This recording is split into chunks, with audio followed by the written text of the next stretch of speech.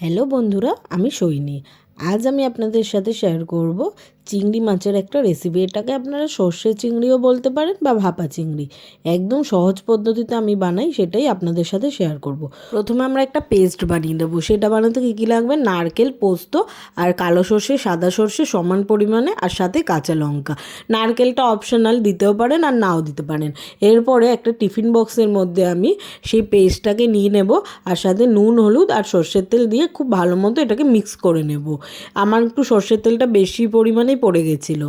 এরপরে মাছগুলোকে দিয়ে খুব ভালো মতো মিক্স করে নেব, আর তারপরে আমি এর মধ্যে দিয়ে দেবো ওপর দিয়ে চেরা কাঁচা লঙ্কা, আর সাথে সর্ষের তেলও দিতে হবে। আমার যেহেতু প্রথমে সর্ষের তেলটা বেশি পরিমাণে পড়ে গেছিলো, আমি এটাকে ভাপে দেবো। জলের মধ্যেই ভাপে দিয়েছিলাম আমি, কিন্তু পুরো ওপরটাও ঢেকে দিয়েছিলাম।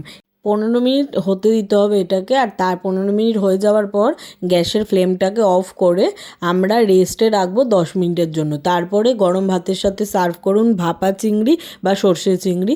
সকলে একবার হলেও বাড়িতে ট্রাই করবেন, আর আমাকে জানাবেন যে আপনাদের কেমন লেগেছে এই রেসিপিটা। খুব শিগগিরই আসবো নতুন একটি ভিডিও নিয়ে। ততক্ষণ ভালো থাকবেন সকলে। Bye bye.